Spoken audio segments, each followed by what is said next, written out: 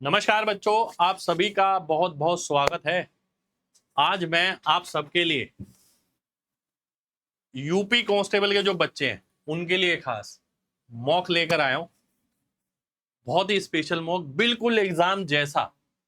ठीक है, इसके अंदर देखिए, मॉक के अंदर ना सबसे बड़ी बात यह है कि क्या जो आने वाला एग्जाम है उसको ध्यान में रखते हुए आप पेपर कर रहे हैं नहीं कर रहे।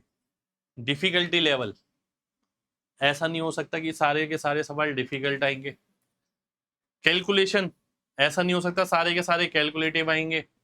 ठीक है, कई सवाल इजी आते हैं, कई सवाल मीडियम आते हैं और कई सवाल मुश्किल आते हैं। और हर चैप्टर का भी ध्यान रखना होगा। ठीक है, कि किससे कितने आने। तो आज मैं आपके लिए पहला मॉक लेकर आया हूं यूपी पुलिस कांस्टेबल का। अगर मेरे को लगा कि बच्चे बहुत सारे हैं मॉक वाले, तो मैं ऐसे मॉक लगातार लेकर आता रहूंगा। आप बस कमेंट में अपनी हाजिरी लगा देना।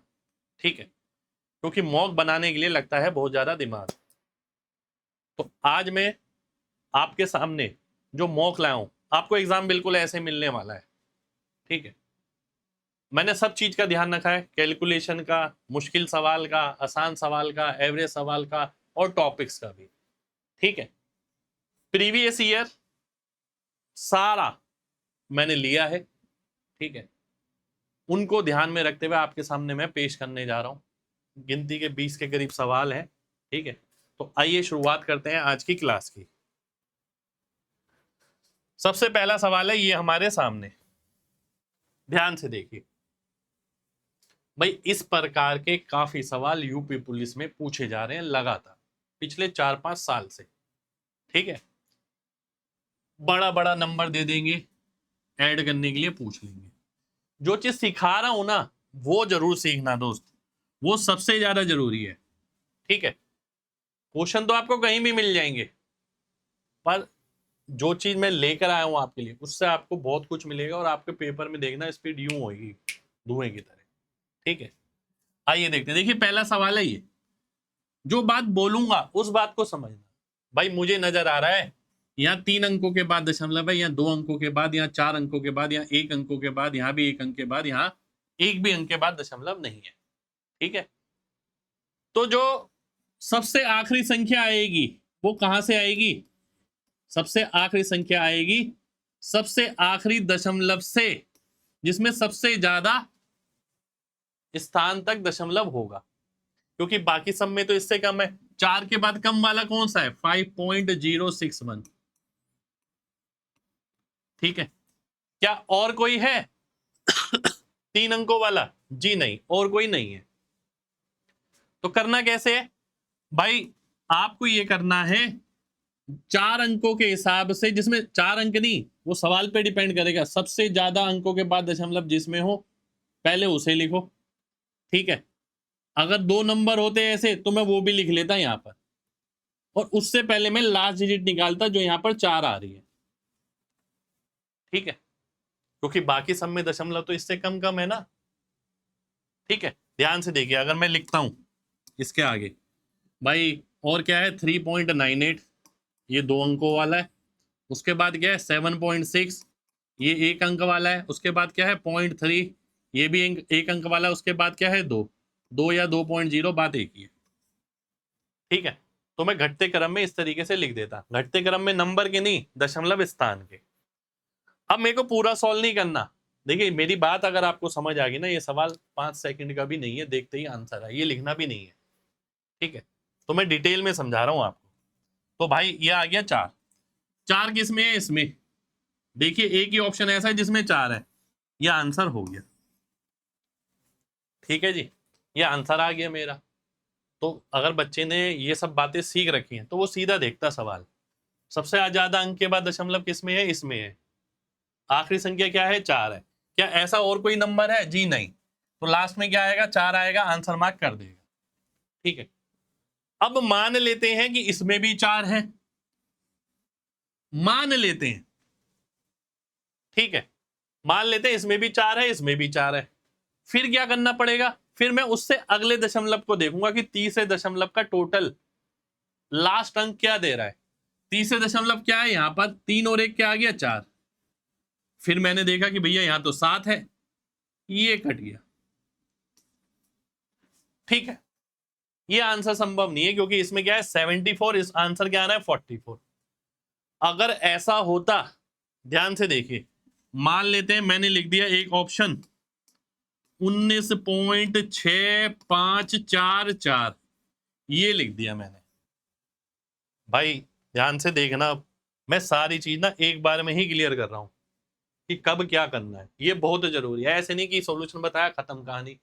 ध्यान से देखिए भाई, 4 4 आना है, 4 4 इसमें भी है, 4 4 इसमें भी है। अब क्या करेंगे, अब उससे अगला नंबर देखेंगे। देखिए यहाँ 4 आ रहा है, यहाँ 5 आ रहा है, तो दूसरा अंक देखेंगे क्या बनेगा। आइए देख लेते हैं, 6 और 8 14, 14 का 4 आ गया फिर से यहाँ पर, लेकिन 5 आ रहा है तो ये चला जाएगा।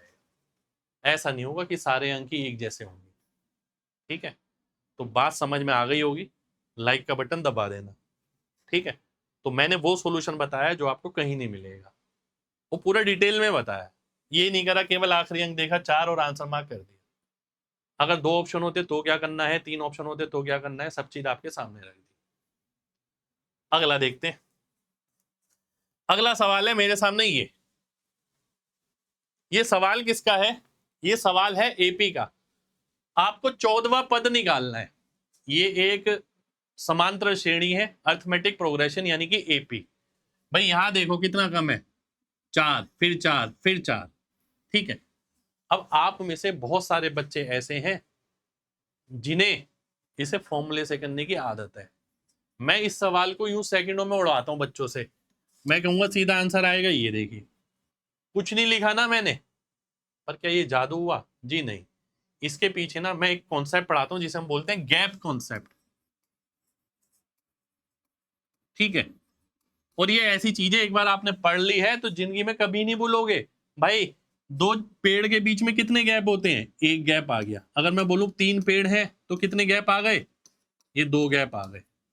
4 पेड़ हैं तो कितने गैप आ गए, 3 गैप आ गए। तो पेड़ एक तरीके से नंबर है और गैप है डिफरेंस। तो ध्यान से बात समझिए, जब उसने पूछा है 14वीं टर्म निकालो, यानी 14वें पेड़ पे जाना है मेरे को, 14th पेड़ पे, और 14th पेड़ और पहले पेड़ के बीच में कितने गैप होगा, 13 गैप होंगे। ठीक है, क्योंकि एक कम होता है ना, यहाँ 2 थे तो 1 गैप, 3 थे तो 2 गैप, 4 थे तो 3 गैप, तो 14 पेड़ होंगे तो गैप कितने होंगे, 13। तो 13 गैप के बाद आएगी 14वीं टर्म। ठीक है, एक गैप कितने का है, -4 का है ना, -4 का है। 13 चौक क्या होता है 52, तो यानी पहले में और आखिरी में कितने का अंतर होगा, 14 - 52 करूंगा -38 आ जाएगा, आंसर हो जाएगा, खत्म। आप में से बहुत सारे बच्चों को ना फॉर्मूला लगा के करने की आदत है, a + n - 1d करेंगे फिर आंसर निकालेंगे, है ना। पर भाई इसमें तो लिखना पड़ता ही नहीं है, ये तो ऐसी चीज है जो आप ऐसी समझे कि भाई ये क्या है, 14 है, पहली टर्म क्या है 14, अंतर कितने का, -4 का, तो हर अंतर -4 का रहने वाला है। तो 13 अंतर कितने के हो गए, -52 के, तो पहले में और आखिरी में -52 का अंतर होगा। 14 - 52 किया, -38 आंसर लो। इससे इतने सारे सवाल होते हैं ना भाई साहब चुटकी में, इस कॉन्सेप्ट से। ठीक है, नहीं तो आप फॉर्मूला लगा सकते हैं भाई, वो आपकी मर्जी है। अगला देखिए, अगला सवाल है ये आपके सामने। ठीक है, कितने मिनट लगेंगे वंदन को 500 मीटर तय करने के लिए 20 किलोमीटर प्रति घंटे की रफ्तार से। ठीक है, अब सवाल मुश्किल नहीं है, पर दिक्कत कहां पर है फिर, दिक्कत यहां पर है कि आप में से बहुत सारे बच्चे ना लगातार लगातार लिखने में बिजी रहते हैं। आप कभी सोचते नहीं कि हम इसे माइंड में ही कर लेंगे, ये तो आसान सवाल की कैटेगरी है। ठीक है, इसे तो दिमाग में ही करना चाहिए। भाई 1 घंटे में 20 किलोमीटर, मेरे को आंसर किस में निकालना है, मिनट में। तो पहले मैं आपसे पूछता हूँ, चलो 1 घंटे में कितने मिनट होते हैं, देखिए ऐसे ही सॉल्व हो जाएगा, 60 मिनट है ना। 60 मिनट में कितने किलोमीटर, 20 किलोमीटर है ना। यानी 1 किलोमीटर में, 1 किलोमीटर के लिए कितना मिनट लग रहा है, 3 मिनट लग रहा है। भाई 20 किलोमीटर ये साफ साफ ही तो बोल रहा है 20 किलोमीटर 60 मिनट, खुद ही तो बोल रहा है ये, तो यानी 3 गुना। ठीक है, तो एक 3 गुना लग रहा है, तो 500 मीटर क्या होता है, आधा किलोमीटर होता है, तो 3 गुना कितना हो गया, 1.5 मिनट। अब देखिए बहुत सारे बच्चे इसमें लिखेंगे, ये लिखने वाला सवाल ही नहीं है, पेन फ्री वाला सवाल है और 5 सेकंड का सवाल है, लिखना है ही नहीं दोस्त इसके अंदर, ये तो सीधा करने वाला सवाल है, इजी कैटेगरी का सवाल है। सबसे ज्यादा समय हमारा इजी कैटेगरी में बचता है, ध्यान रखना हमेशा। अगला देखते हैं, 10% जो गांव के लोग हैं वो हैजा होने के कारण मर गए हैं और इसके कारण शेष 25% लोग गांव छोड़कर चले गए, तब जनसंख्या घटकर 2025 रह गई, तो शुरुआत में बताना है कितनी थी। ध्यान से देखना, हमें पीछे जाना है, शुरुआत में तो जो भी चीज होती है ना हम उसका उल्टा लिख लेते हैं, जैसे कि पहले 10% लोग मर गए यानी 90% बचे। 90% क्या होता है, 9/10, पर 9/10 नहीं लिखेंगे, 10 ऊपर 9 नीचे लिखेंगे, क्योंकि हमें स्टार्टिंग में जाना है, शुरुआत में, सीधा मैंने ये लिख दिया। आगे देखते हैं, 25% शेष का, 25% क्या होता है, चला गया 25%, बचा कितना, 75%, यानी 3/4, यही बचा। तो अब यहां होता तो 3/4 लिखता, पर हमें तो लास्ट से वापिस जाना है, तो 4/3 लिखूंगा, ये आ गया मेरे सामने। ठीक है, अब मेरे को इसका आंसर करना है, आइए देखते हैं कैसे करेंगे आंसर।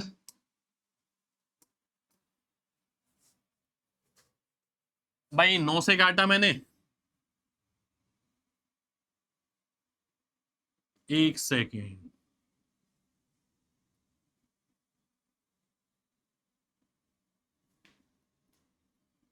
आइए देखते हैं, 9 से काटा 225 आ गया, 3 से काटा ये आ गया 75, 75 चौक 300 धाम 3000, 3000 मेरा आंसर आ गया, सी ऑप्शन आंसर आ गया। ठीक है, ये आ गया, ये आपके सामने। क्या इसे और कुछ कर सकते हैं इसके अंदर, इसके अंदर हम और कुछ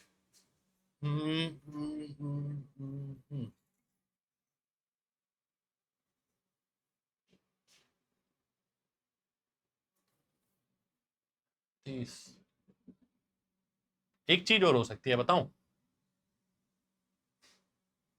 ध्यान से देखना, अगर मैं 10 और 25 का नेट निकाल लूं, पहले 10% कम हुआ है, फिर 25% कम हुआ है, तो नेट कितना आएगा, 25 और 10 35, 35 माइनस 2.5 32% की कमी हुई है। ठीक है, x + y - xy/100, दूसरा तरीका बता रहा हूं, ये दिमाग में भी हो सकता है। ठीक है, अब ध्यान से देखना भाई, 32.5% है, यहां थोड़ा दिमाग लगाना पड़ेगा आपको। ठीक है, ध्यान से देखना, बिल्कुल सीधा ही आंसर आएगा। भाई 2000 तो हो ही नहीं सकता, क्योंकि ये वैल्यू 2000 से तो बड़ी है, 1500 भी नहीं हो सकता, 1500 से भी बड़ी है। ठीक है, अगर मैं 2500 में 32.5% कम करता हूं, 2500 में अगर आप 30% भी कम करेंगे तो 750 कम हो जाएंगे। ठीक है, तो ये तो संभव ही नहीं है, तो 1800 कुछ आएगा, ये 2000 तक थोड़ी जा पाएगा। ठीक है, तो बचा कौन सा ऑप्शन, सी ऑप्शन बचा, आंसर हो गया। कुछ बच्चों को ना आप में से हिचकिचाहट होगी जो पहली बार देखेंगे इस चैनल को, पर जो लगातार फॉलो कर रहे हैं उनको लगेगा हाँ ये तो मैं पढ़ाता ही हूँ। ठीक है, और ये चीज बिना पेन के होने वाली है, इसमें कुछ नहीं लिखना पड़ेगा, ये सब ये निकलवाना भी मैं दिमाग में ही सिखाता हूँ आपको। ठीक है, फिर ऑप्शन से भी दिमाग में ही कराता हूँ। अगला देखिए, अगला है ये आपके सामने, 4/5 12/10 x/6 9/2। अब सबसे बड़ी बात है, ऐसा सवाल सॉल्व करने के लिए, ये समानुपात का सवाल है, आपका कॉन्सेप्ट एकदम क्लियर होना चाहिए। कैसे, ध्यान से बात समझना। पहली बात, जब अनुपात लिखा होता है तो सामने सामने वाले कट जाते हैं, बहुत सारे बच्चों को ये नहीं पता होता। 4 से 12 आ गया 3, 5 से 10 आ गया 2, ये यहां जाएगा तो 2:3 बन जाएगा, पहली बात। ठीक है, फिर हम क्या देखते हैं, ध्यान से देखना भाई, अनुपात में क्या होता है, ए अनुपात बी, सी अनुपात डी, समानुपात में जो अनुपात इसका है वही अनुपात इसका होता है ना भाई, यही तो मतलब है इसका। यानी इसका अनुपात अगर 2-3 आ गया, ये दिमाग में करना है, ये लिखना नहीं है आपको, ये दिमाग में हो जाएगा, ठीक है। 2-3 आ गया तो ये भी तो 2:3 में होगा दोस्त। अब आप कहोगे ये क्या आएगा, 2-3 6, 3 नीम 27, तो ये आ गई 27, किसकी वैल्यू, 3 की, 9 गुना, ठीक है। तो 2 की कितनी आएगी, 18 आ जाएगी, 9 गुना, आंसर आ जाएगा, ठीक है। देखिए करने को ना मैं पूरा डिटेल सॉल्यूशन भी आपको दे सकता हूँ, लिख लिख के काटता रहूंगा, आप भी वही करते रहेंगे। अभी महीने भर भी नहीं बचा एग्जाम के अंदर, 15-20 दिन बचेंगे। पेपर में बेटा उससे काम होगा नहीं, वो पेपर नहीं निकलेगा आपका, सिर्फ बनाना बनाना आ जाएगा, समझ में आ जाएगा, अच्छा लगेगा बस, ठीक है। क्योंकि बहुत सारे बच्चे ऐसे हैं वो इस सवाल को तो 10 सेकंड में उड़ा देंगे। हम पढ़ा रहे हैं ना, हम तो पढ़ाते ही हैं ऐसा। अगला देखिए, अगला है ये, 7 एक्सपर्ट और 5 ट्रेनी किसी काम को 9 दिन में पूरा करते हैं, बल्कि 4 एक्सपर्ट और 15 ट्रेनी 12 दिन में करते हैं। तो आपको बताना है 5 एक्सपर्ट और 6 ट्रेनी कितने टाइम में कंप्लीट करेंगे। इस सवाल को करने का मैं एक तरीका बताता हूं सभी को।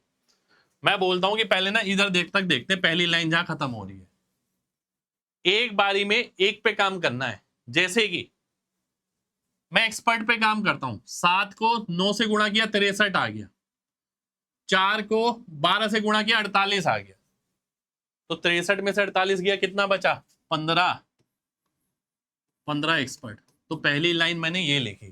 पर बहुत सारे बच्चे क्या करते हैं इसमें, 7 एक्सपर्ट 5 ट्रेनी गुणा 9 बराबर 4 एक्सपर्ट 15 ट्रेनी गुणा 4। पहले ये करेंगे, फिर गुणा करेंगे, फिर इधर उधर करेंगे, फिर यहां पर आएंगे। तो मैंने ये तो लिखवाया ही नहीं आपको। मैंने आपसे क्या बोला, मैंने आपसे सिंपल सी बात बोली, एक बारी में एक पे फोकस रखो। हमें पहले से ही पता है कि गुणा करना है ऐसा, ठीक है। तो 7 नीम 63 हो गया, 12 चौक 48 हो गया, एक्सपर्ट एक्सपर्ट, ठीक है। और घटा दिया हमने, घटा के लिख दिया। अब बारी आएगी किसकी, ट्रेनीज की। 5 नीम 45, 15 इंटू 12 180, यानी 135 आ गया। मैंने डायरेक्ट लिखा। आप क्या करते, पहले इसे लिखते, फिर गुणा करते, फिर इधर उधर लेके जाते, 3 स्टेप हो गए, फिर चौथे स्टेप में आप यहां आते। मैंने वो करा ही नहीं काम, ठीक है।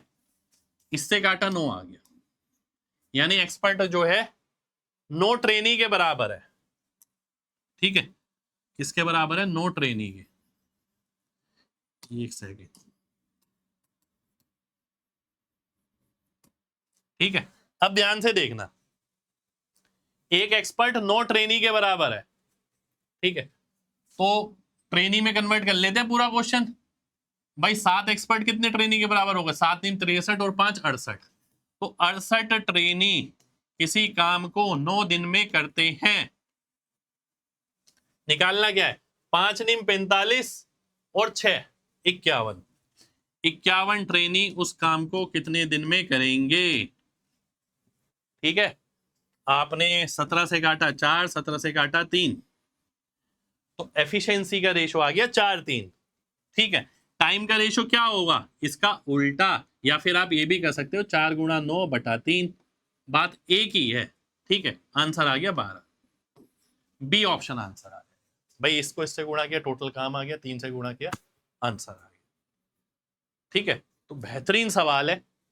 हमने स्टेप काटे हैं यहां पर, ये तब हमने यहां से यहां बहुत जल्दी सवाल कर लिया, ठीक है। अन्यथा हमें समय लगेगा इसमें और भी ज्यादा।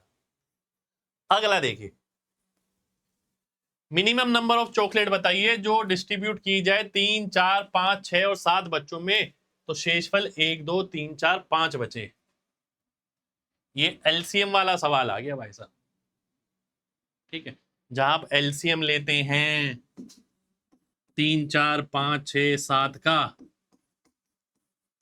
फिर माइनस के करते हैं। के क्या है, ये जो अंतर है, 3 - 1, 4 - 2, 5 - 3, 6 - 4, जो कि 2 है यहां पर, ठीक है। जो एलसीएम आएगा -2 करेंगे तो आपका आंसर आ जाएगा, ठीक है जी। यही बात है, पर इस सवाल को मैं आसान तरीके से बताने वाला हूं, आपको इस तरीके से नहीं करना है। और ये तरीका जो बता रहा हूं ना मैं, ये 10 साल से पढ़ा रहा हूं भाई साहब, ठीक है। बहुत सारे लोगों ने यही सीख लिया, पहले वो यही कराते थे। अब ध्यान से समझना सवाल, ठीक है। सबसे पहले मैं ये देखूंगा 3 घटाने पर 5 से भाग होना चाहिए। भाई इसका मतलब यही तो है कि अगर 5 से भाग करने पे 3 बच रहा है, तो अगर मैं 3 घटा दूंगा तो कुछ नहीं बचेगा। आप में से कुछ बच्चों को डाउट हो सकता है मैंने 5 ही क्यों लिया, तो आप भाई साहब एचसीएफ एलसीएम वाली मेरी क्लास देखना यूट्यूब पर, वहां पर मैं बताता हूँ कि सबसे पहले किसे लिया जाता है। सबसे पहले 5 या 10 लिया जाता है, फिर 9 या 3 लिया जाता है, उसके बाद कोई और नंबर जैसे कि 11, 7, ठीक है, 13, ऐसा नंबर लिया जाता है, ठीक है। तो 3 घटा के 5 से भाग होना चाहिए। देखिए 3 घटाओगे 5 से भाग होगा नहीं, 3 घटाओगे 5 से भाग हो जाएगा, हो जाएगा। यहां पर भी नहीं होगा क्योंकि लास्ट में 5 आ जाएगा, यहां पर भी लास्ट में 5 आ जाएगा 3 घटाने पर। बचे 2 ऑप्शन। क्या कुछ लिखा हमने? नहीं लिखा, हमने तो दिमाग में देखा है कि 3 घटाने पर 5 से भाग चेक कर लो। पर क्या आंसर आया? आंसर अभी नहीं आया, ठीक है जी। अब क्या करेंगे, ध्यान से देखिए। 1 घटाने पर 3 से भाग होना चाहिए।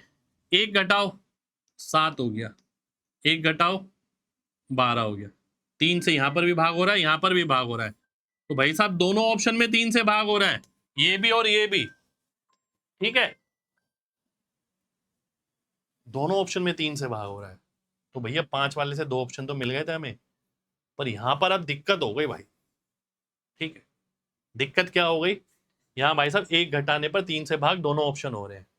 अब मैं अगला देखता हूं, क्या 2 घटाने पर 4 से भाग होगा? अगर इसमें 2 घटाओगे 326 आ गया, 4 से भाग होगा? नहीं होगा। डी ऑप्शन आंसर हो जाएगा, खत्म, ठीक है। यूपीएसआई 2017 में आया ये सवाल,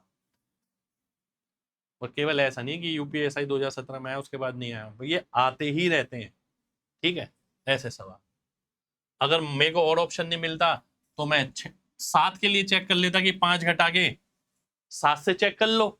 ये भी कर सकता था कि मैंने घटा दिया 5 और 7 से चेक कर लिया, ठीक है, 5 घटाया और 7 से चेक कर लिया। अगला देखिए, अगला सवाल है ये आपके सामने। एक नंबर है 323, इसमें कितने प्राइम फैक्टर हैं, ठीक है। मैं इसके 2 सॉल्यूशन बताता हूं आपको, ध्यान से देखना। मेरे को जो नजर आ रहा है नंबर देखकर, solution number 1, solution number 2। Solution number 1 क्या कहता है कि भाई 323 का रूट करो और इसके नीचे के जितने भी प्राइम नंबर हैं रूट करेंगे, 17 पॉइंट कुछ आएगा क्योंकि 18 का स्क्वायर होता है 324। तो 17, 13 ये सब चेक करो किससे भाग हो रहा है ये, ठीक है।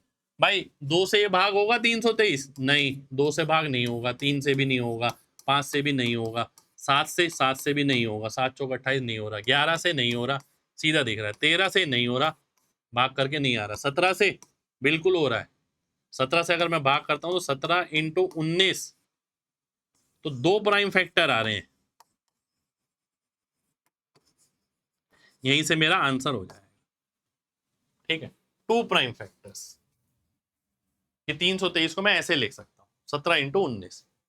दूसरा सॉल्यूशन क्या है भाई, 323 जो है ना, मेरे को नजर आ रहा है 324 माइनस 1, यानी 18 का स्क्वायर माइनस 1 का स्क्वायर, यानी 17 इंटू 19। तो यहां से भी मेरे को आंसर मिल रहा है कि 2 प्राइम फैक्टर होंगे इसके। वो नंबर ऐसा दे रखा है, नंबर देख के मुझे ऐसा लगा, तो मैंने अप्रोच बता दिया आपको, आप कोई से भी लगा सकते हैं। अगला देखिए, ये कैलकुलेटिव सवाल लग रहा है, ऑप्शन जिस हिसाब से हैं हमारे सामने।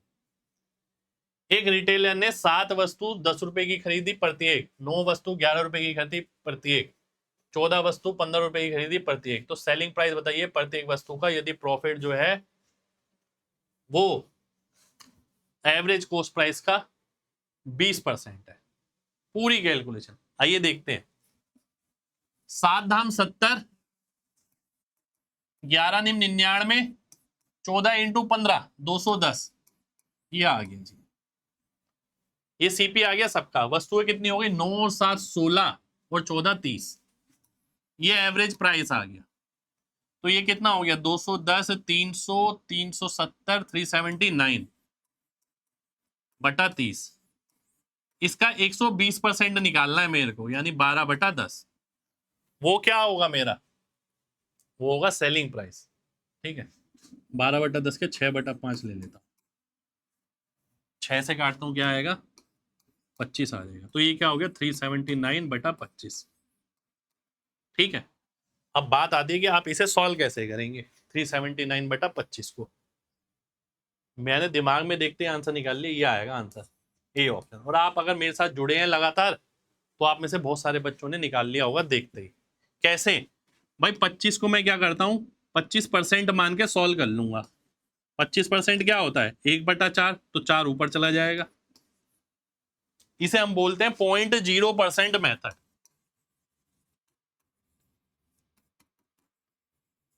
अगर आप नए हैं इस चैनल पे तो ये वीडियो जरूर देख लेना। भाई साहब, कैलकुलेशन का ऐसा रामबाण है जो किसी किताब में, किसी कोर्स में, किसी वीडियो में नहीं मिलेगा आपको। चैलेंज है मेरा ये। ठीक है, तो 25 को मैंने 25% मान लिया। 1 बटा 4 होता तो 4 ऊपर चला गया ये। अब जब मैं इसको इससे गुणा करूंगा ना, लास्ट में आएगा 6। तो मैंने 6 देखते ही आंसर मार्क कर दिया, खत्म। ए ऑप्शन हमारा आंसर आ।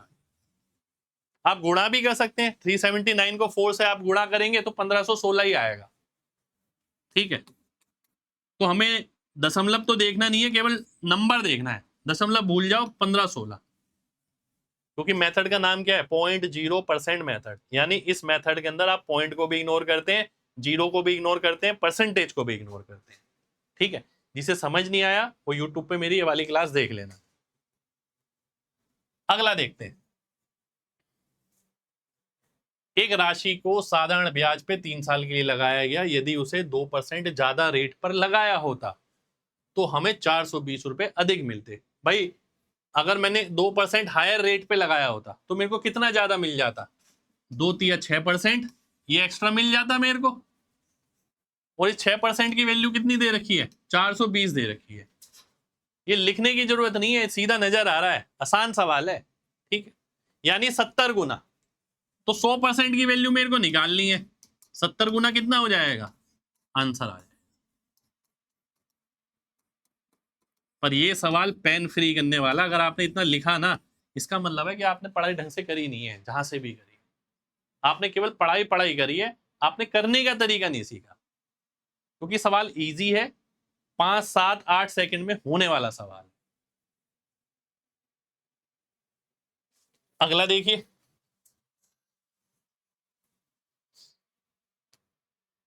ग्यारह संख्याओं का औसत 50 है। पहली 6, ठीक है, 11 संख्याओं का औसत 50 है। लास्ट 6 क्या है? 50। पहली 6 का औसत 51 है। आखिरी 6 का औसत 59 है। आपको बतानी है छठी कौन सी होगी। तो कॉन्सेप्ट क्या लगता है भैया? ये देख लो, कितना ज्यादा है? 1 ज्यादा है। कितने लोगों का? 6 लोगों का। कितना ज्यादा या कम है? 9 ज्यादा है 50 से। कितने लोगों का? 6 लोगों का। तो 54 6 60 और 50 110। ये मेरा आंसर आ जाएगा। ठीक है, इसमें ये लिख के मैंने समझाया है, लिखना है नहीं इसके अंदर, सीधा ही देखना आपको। 1 गुणा 6 और 9 गुणा 6, तो 10 गुणा 6 हो गया, यानी 60। 60 जोड़ दो इसमें, आंसर आ जाएगा। खत्म। अगला देखिए। पी क्यू और आर ने एक बिजनेस स्टार्ट किया 20,000 रुपए के साथ। तीनों ने 20,000 रुपए लगाए जी। ठीक है, 5 महीने बाद पी ने 5,000 रुपए निकाल लिए, क्यू ने 4,000 निकाल लिए, आर ने 6,000 और डाल दिए। ठीक है, आखिर में इतना प्रॉफिट पाया गया। बताइए पी का हिस्सा कितना होगा? अब देखिए, इसमें ना सबसे पहले चीज जो मैं बताता हूं बच्चों को पार्टनरशिप के सवाल में, कि भाई नीचे का डाटा छोड़ो, जहां जहां तक निवेश हुआ है वो पकड़ो वहां तक। इसमें जो minimum number of zero common है, मिनिमम कह रहा हूं, मैक्सिमम नंबर ऑफ जीरो जो कॉमन है डाटा के अंदर, उन्हें उड़ा दो।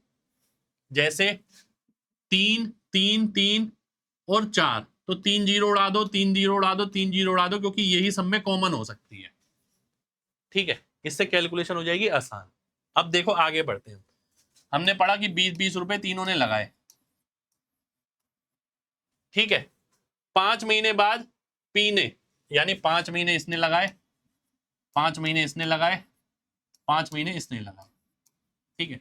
पी ने क्या करा, 5 रुपए निकाल लिए, क्योंकि 3 जीरो तो हमने काट दिया, बचे कितने, 15 गुणा 7 महीने, यही बचा, क्योंकि 5 महीने तो यूज कर चुके हैं हम। आगे देखिए, क्यू ने 4 रुपए निकाल लिए, यानी 16 बचा गुणा 7, ठीक है। आर ने देखिए 6 और ऐड कर दिए, यानी 26 गुणा 7, ठीक है जी, ठीक है जी, ठीक है जी। ये पी का हिस्सा, ये क्यू का हिस्सा, ये आर का हिस्सा, ठीक है। अब ध्यान से देखिए, अब मैं देखते हैं क्या कोई चीज कट रही है, क्योंकि इन सब में एडिशन होना है। कोई चीज ऐसी जो कॉमन मिल पाए, मेरे को कुछ भी कॉमन नहीं मिल पा रहा है, 5 5 भी कॉमन नहीं मिल सकता, तो क्या करेंगे, जोड़ेंगे 100 और 105, यानी 205, 100 और 112 212, ठीक है। और ये कितना हो गया, 182 और 100 282। तो देख पा रहा हूं कुछ भी कॉमन इनके अंदर नहीं है। तो आइए देख लेते हैं, इसी अनुपात में प्रॉफिट बढ़ जाएगा। 200 400 600 694 699 की वैल्यू दे रखी है 34950, ठीक है। किसका हिस्सा बताना है, पी का हिस्सा बताना है, ठीक है। ये आ गया। आइए काट के देख लेते हैं, अब क्या करें बताओ। क्या कर सकते हैं, मैं ये सोच रहा हूं। 25, देखिए मेरे को जो नजर आ रहा है ना, आंसर आपका ये वाला ऑप्शन है, डी ऑप्शन। आप में से बहुत बच्चे सोचेंगे मैंने एकदम देखते ही कैसे बता दिया डी ऑप्शन आंसर है। देखिए भाई, यहाँ क्या आ रहा है, इसके अंदर डाटा के अंदर 25 आ रहा है, ठीक है, क्योंकि 50 के अंदर 25 है, 5 की पावर 2 से भाग हो रहा है ये, और एक 5 इसके अंदर आ रहा है, यानी जो मेरा आंसर आएगा 125 से भाग होगा। जिस बच्चे को ये समझना है वो मेरा एमजी कॉन्सेप्ट पढ़ लेना, यूट्यूब पर ही है, कोई कोर्स वोर्स में नहीं, यही पढ़ लेना, ठीक है। इतना बेहतरीन तरीका है ना, आधे से ज्यादा सवाल तो यू मल्टीपल देख देख के आप उड़ा दोगे, और जगह जगह यूज होगा, ऐसा नहीं एक सवाल 2 सवाल में। तो मुझे यहाँ 5 नजर आ रहा है, जब ये यहाँ जाएगा 25 के साथ गुणा होगा 125 बन जाएगा। 125 क्या कटेगा, नहीं, तो आंसर में ही आएगा। क्या ये नंबर 125 से भाग हो रहा है, जी नहीं। ये हो रहा है, जी नहीं। ये हो रहा है, जी नहीं, केवल ये हो रहा है, इसलिए डी ऑप्शन मेरा आंसर हो, ठीक है। बढ़िया सवाल है, बड़ा सवाल। अगला देखिए, जो बेस है ट्रायंगुलर फील्ड का, वो 3 गुना है एल्टीट्यूड से, ठीक है जी।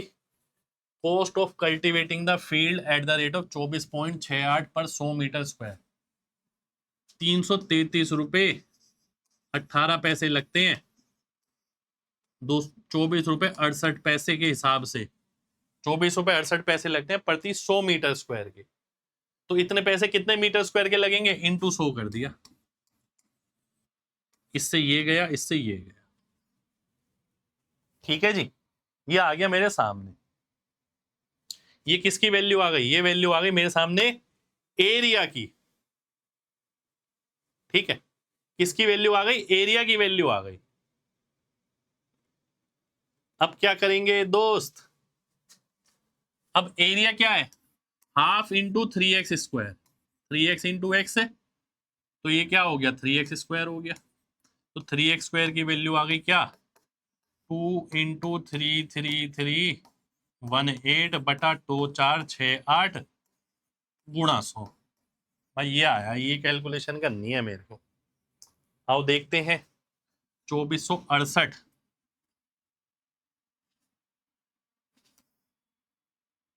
पहले 3 से काट लेते हैं जी, 3 से काटा मैंने 11106, ये आ गया।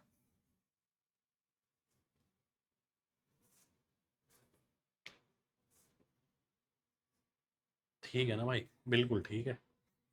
चलिए अब आगे देखते हैं। 2 से काटा मैंने 1234, ठीक है जी। 1234 का 9 गुना नजर आ रहा है मेरे को ये 900। एक्स की वैल्यू कितनी आ गई? 30 आ गई। क्या निकालना है हमें? बेस निकालना है 3x, जो कि 90 हो। ठीक है जी, ये मेरा आंसर आ गया, ए ऑप्शन। पूरा कैलकुलेटिव सवाल। देखो सब प्रकार की मिश्रण हमने रखा है, कैलकुलेशन भी रखी है, आसान भी डिफिकल्ट भी। तो ये देखिए, ये एग्जाम का ही सवाल है, यूपी पुलिस कांस्टेबल का ही। अब आते हैं हम किस पे? डीआई पे आते हैं भाई, और है ना, ये रहा डीआई आपके सामने। क्या दे रखा है? इंपोर्ट और एक्सपोर्ट का अनुपात दे रखा है जी। ठीक है, ये जो ग्राफ में बना हुआ है, ठीक है। देखो ध्यान से बात समझना, अगर ये 1 से बड़ा है तो इसका मतलब क्या है? इंपोर्ट ज्यादा हुआ, एक्सपोर्ट कम हुआ। अगर ये 1 से छोटा है, इसका मतलब क्या हुआ? इंपोर्ट कम हुआ, एक्सपोर्ट ज्यादा हुआ। सीधी सी बात है भाई, 1 से छोटा है तो नीचे वाली वैल्यू बड़ी है, 1 से बड़ा है तो इसका मतलब ऊपर वाली वैल्यू बड़ी है। ठीक है, आइए सवाल देखते हैं। Imports were minimum proportionate to export of the company in the year. ठीक है, इंपोर्ट जो है एक्सपोर्ट की तुलना में मिनिमम थे, यानी इंपोर्ट बटा एक्सपोर्ट की मिनिमम वैल्यू बतानी है। कहां पर है देख लो, कहां है? ये आ गई जी, ये 0.3, इससे कम नहीं है, 2003 में आंसर हो गया। ठीक है, अगला सवाल देखते हैं। अब भाई डाटा बार बार थोड़ी पढ़ेंगे, ग्राफ भी बार बार नहीं देखेंगे। अगला सवाल देखते हैं। यदि इंपोर्ट 2004 में 240 था और टोटल एक्सपोर्ट 2004 और 5 में 500 था, तो इंपोर्ट कितना था 2005 में? अच्छा जी, ध्यान से देखिए, इंपोर्ट 2004 में कितना था? 240, यानी ये जो वैल्यू है 1.2। भाई हमने ये पढ़ा ना कि इंपोर्ट बटा एक्सपोर्ट दे रखा है आपको। 1.2 का मतलब क्या है? नीचे 1 है, ऊपर 1.2, और 1.2 की वैल्यू दे रखी है 240, तो 1 की कितनी आ गई? 200 आ गई। यानी एक्सपोर्ट कितना आ गया 2004 में? ये आ गया 200। ठीक है, अब हमें टोटल दे रखा है 500। 2004 में कितना आया एक्सपोर्ट? एक्सपोर्ट की बात हो रही है, 200, तो ये कितना आ जाएगा? 300 आ जाएगा जी। ये क्या है? एक्सपोर्ट है, किसमें? 2005 में। पर क्या मेरे को ये निकालना है? जी नहीं, मेरे को निकालना है इंपोर्ट कितना है 2005 में। ठीक है, आइए देखते हैं 2005 का है, ये रहा। ठीक है, इंपोर्ट का है, इंपोर्ट ये रहा, 1.5 गुना है एक्सपोर्ट से। 1.5 का मतलब यही है, तो इंपोर्ट जो है एक्सपोर्ट का 1.5 गुना, यानी 300 का 1.5 गुना, 450 आंसर आ जाए। ठीक है, ये ध्यान से देखने वाले सवाल हैं, ये भी लिखना नहीं पड़ेगा आपको। अगला देखिए, in how many of the given years were the export more than the import. क्या कह रहा है कि एक्सपोर्ट जो है इंपोर्ट से ज्यादा है। भाई इसका मतलब क्या हो गया? इसका मतलब यही हो गया, हमें इंपोर्ट और एक्सपोर्ट का रेशियो दे रखा है ना, वो जो है 1 से छोटा। कितनी बार है? 1 बार, 2 बार, 3 बार, 4 बार। 4 बार हमारा आंसर आ गया, सी ऑप्शन आंसर। ठीक है, हर चीज का मतलब है, मतलब समझ गए, खेल खत्म है। अगला देखिए, कंपनी 2002 में इंपोर्ट था 260 करोड़, तो एक्सपोर्ट बताना है 2002 में। ये इसकी वैल्यू है कितनी? 260। ठीक है, 0.8 की वैल्यू 260 है, यानी 0.8, देखो ध्यान से समझना, या तो मैं ये लिख दूं 0.8 की वैल्यू 260 है और 1 की निकाल लूं। ठीक है, बात समझना जरा ध्यान से। ठीक है, या फिर 0.8 का मतलब क्या होता है 80%, यानी 4/5। 4 की वैल्यू 260 है, 5 की कितनी आएगी, मैं ये भी कर सकता हूँ। और मैं आंसर करते वक्त देख रहा हूँ कि जो आंसर आएगा वो 13 का मल्टीपल आएगा, क्योंकि इसमें 13 है। 13 से देखिए ये नहीं कटेगा, 0 तो कटेगी नहीं, 13 से ये भी नहीं कटेगा, 13 दूनी 26, ये भी नहीं कटेगा। ये आंसर हो गया, कैलकुलेशन भी नहीं करनी मेरे को, आंसर आ गया। तो जो चीज सिखाई है वो जगह जगह इस्तेमाल होती है, कोई ऐसा नहीं कि इस चैप्टर में और उस चैप्टर में। परसेंटेज इंक्रीज बताना है इंपोर्ट का 2003 से 2004 में। 2003 कौन सा ईयर है, ये रहा। 2004 कौन सा है, ये रहा। आपसे पूछा है इंपोर्ट का परसेंट। देखिए हमें क्या गिवन है, इंपोर्ट बटा एक्सपोर्ट। 0.3 का मतलब है 0.3:1। ठीक है, ध्यान से देखिए। और 2004 में क्या है, 1.2:1। ठीक है, अब आप मेरे बहुत सारे बच्चे क्या करेंगे, कैलकुलेट ही कर लेंगे और आंसर भी मार्क कर देंगे। ठीक है, इंपोर्ट का ही निकालना है ना, हाँ इंपोर्ट का ही निकालना है कि सर ये तो 1:1 है। भाई ये 1:1 तो रेशो में है, ये अपने आप में 1:1 ले सकते हो आप। ठीक है, बात को समझना, यहाँ अलग से यहाँ अलग से, क्योंकि इसका मतलब क्या है, इसका मतलब है 30%, 3/10। इसका मतलब क्या है 1.2, यानी 6/5। अब तो सेम नजर नहीं आ रहा, बात तो एक ही है, तो आप वो एक एक अपने आप नहीं ले सकते मन से। तो जब तक हमें एक्सपोर्ट के बारे में नहीं पता होगा, हम इंपोर्ट को कैसे कंपेयर करेंगे। तो इसके अंदर आंसर नहीं निकाला जा सकता, कुछ भी हवाबाजी में आंसर मार्क नहीं करना है। तो सी ऑप्शन मेरा आंसर हो जाएगा, यानी परसेंटेज इंक्रीज निकालना यहाँ पर संभव नहीं है, क्योंकि यहाँ पर रियल वैल्यू नहीं दे रखी इंपोर्ट की, यहाँ पर अनुपात दे रखा है इंपोर्ट एक्सपोर्ट का। और एक्सपोर्ट के बारे में हमें कोई जानकारी नहीं दी हुई कि 2003 में इतना था, 2004 में 2 गुना हो गया, 3 गुना हो गया, वो दे रखा होता फिर भी हम निकाल लेते। ठीक है, चलिए अगले सवाल पर आते हैं। एक व्यक्ति ने 12,900 रुपए की राशि अपने 5 बेटे, 4 पुत्री और 2 भतीजी इनमें डिवाइड करी। यदि प्रत्येक डॉटर को 4 गुना मिलता है, सन, डॉटर और नेफ्यू। ठीक है, अगर इसे 1 मिलता है नेफ्यू को, तो बेटे को मिलता है 5 गुना और बेटी को मिलता है 4 गुना प्रत्येक को। ठीक है, तो प्रत्येक बेटी को कितने पैसे मिलेंगे, आइए देख लेते हैं अब कितने कितने हैं। 5 पंजे 25, ये क्या है, ये तो क्वांटिटी है। ठीक है, नहीं ये शेयर है प्रत्येक का। क्वांटिटी क्या है, 5 4 2, तो इसे 5 से गुणा करो, इसे 4 से गुणा करो, इसे 2 से गुणा करो। 2, 16 और 25, ये आ गया कितना 43। इसकी वैल्यू कितनी है 12,900, यानी 3 गुना और आगे डबल जीरो। ठीक है, प्रत्येक डॉटर का हिस्सा निकालना है, जो कि क्या है 4 है, ये रहा। 3 गुना और आगे डबल जीरो, यानी 1200। ए ऑप्शन आंसर हो जाएगा। ठीक है, ये हमारा आंसर आ गया, अनुपात का सवाल। इसमें क्या बच सकता है, ध्यान से देखिए। अगर मैं आपकी जगह होता दोस्त, बात समझना, मैं इतना बड़ा सॉल्यूशन तो नहीं करता, ये तो आपको जगह जगह मिलेगा है ना भाई। तो थोड़ा छोटा कर देते हैं, कैसे करेंगे, थोड़ा छोटा स्टेप काट के करेंगे, वो कैसे होगा आइए देखते हैं। मैं पहला स्टेप तो ये जरूर लिखता, 5 4 1, फिर नहीं लिखता इसके बाद कुछ भी। 5 पंजे 25, 4 चौक 16, 25 और 16 हो गया 41, और 1 दूनी 2 यानी 43। 43 का कितने गुना है, 3 गुना और डबल जीरो। तो 4 का 3 गुना और डबल जीरो कहां गया, ये रहा, ये आंसर हो गया। ये मेरा सॉल्यूशन रहता, क्योंकि मैं एग्जाम में बैठा हूं, मेरे को औरों को पीछे करना है, तो भाई ये सॉल्यूशन थोड़ी लेके जाऊंगा मैं, है ना। अगला सवाल, ये लास्ट सवाल है। ठीक है, ध्यान से देखिए।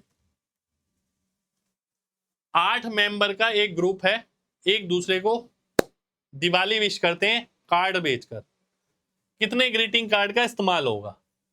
ठीक है, इसमें एक कॉन्सेप्ट लगता है, ठीक है, वही हैंडशेक वाला ही कॉन्सेप्ट है इसके अंदर। ठीक है, नंबर ऑफ हैंडशेक वाला जो कॉन्सेप्ट होता है, तो number of handshakes n × n - 1, तो 8 लोग हैं, 8 माइनस 1 7 हो गया, तो 56, टोटल मिला के 56 हैंडशेक हो जाएगी। ठीक है, देखो क्या कह रहा है, 8 आदमी है एक ग्रुप के अंदर, हर आदमी हर दूसरे को विश कर रहा है, ये विश करने के हिसाब से बना लो, हाथ मिलाने के हिसाब से बना लो। ठीक है, बात एक ही है, फॉर्मूला यही रहता है n इंटू n माइनस 1, तो इससे आप सीधा आंसर निकालेंगे, 56 आंसर आ जाएगा। ठीक है, तो ये था हमारा मॉक। ये सवाल भी यूपी पुलिस कांस्टेबल का है, ऐसा मत सोचना कि डाल दिया हवा में, मैंने कुछ नहीं डाला है। ठीक है, फिर ये सवाल देखिए, इसमें मैंने आपको बताया तरीका आपको दूसरों से कैसे अलग करना है, ये मैंने आपको बताया, ये दिमाग की सोच है, कॉन्सेप्ट क्लियर होगा तो इसमें सीधा आंसर लग जाएगा। इसमें 13 का मल्टीपल हमने मार्क किया। ठीक है, ये मैंने बताया दिमाग में हो सकता है, ये मैं तो नहीं लिखूंगा इसके अंदर बिल्कुल भी, क्योंकि सीधा सीधा नजर आ रहा है ना, सामने स्क्रीन पे नजर आएगा मेरे को। ठीक है, ये है काम करने वाला सवाल। भाई साहब कई सवाल तो काम करने वाले आएंगे ना। ठीक है, यहाँ हम क्या क्या बचा सकते हैं, मैंने ये आपको समझाने के लिए लिखा, मैं ये नहीं लिखता सीधा। मैं अगर आपकी जगह होता मैं केवल ये वाला स्टेप लिखता, बस केवल ये वाला, और कैलकुलेट करता। ठीक है, आगे देखिए, ये देखिए यहाँ पर 125 का मल्टीपल मार्क कराया है मैंने। ठीक है, नहीं ढूंढोगे तो भाई साहब काटना पीटना पड़ेगा, तेल निकल जाएगा।